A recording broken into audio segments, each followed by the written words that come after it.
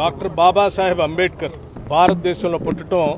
భారతదేశ అదృష్టంగా నేను భావిస్తూ ఉన్నాను. అటువంటి ప్రపంచ మేధావి ఇక్కడ పుట్టి భారతదేశ ప్రజాస్వామ్య పునాదుల్ని ప్రపంచంలోనే అతి గొప్ప పెద్ద ప్రజాస్వామ్య దేశంగా ఎదగటానికి ఆయన భారత రాజ్యాంగాన్ని మనందరికీ అందించి ఈరోజు దేశ ఔన్నత్యాన్ని ప్రపంచ దేశాల్లో కూడా కాపాడారు. ఈ దేశంలో ఉన్నటువంటి అనేక దురాచారాలను, అనేక రకాలైన ఇబ్బందులు, కట్టుబాట్లు, అనాచారాలను అన్నింటినీ కూడా తొలగించి ఒక ప్రగతిశీల భావాలతో ఈ దేశంలో పుట్టిన ప్రతి బిడ్డకి సమానమైన హక్కులు ఉంటాయని, ఆ హక్కులు అందరికీ ఒకలాగే ఉంటాయని, దానికోసం భారత రాజ్యాంగం పెద్ద ఎత్తున ఉపయోగపడుతుందని చెప్పి అందులో ప్రియాంబుల్ నుంచి మొదలు పెడితే చివరి పేజీ వరకు కూడా ప్రతి పేజీ, ప్రతి అక్షరం ఈ దేశంలో పుట్టిన ప్రతి సిటిజన్ కి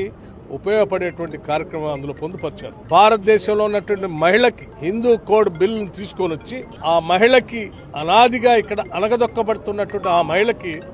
ఒక సమానమైన హక్కుల్ని, అట్లాగే ఆ మహిళకి మ్యారేజ్ ద్వారా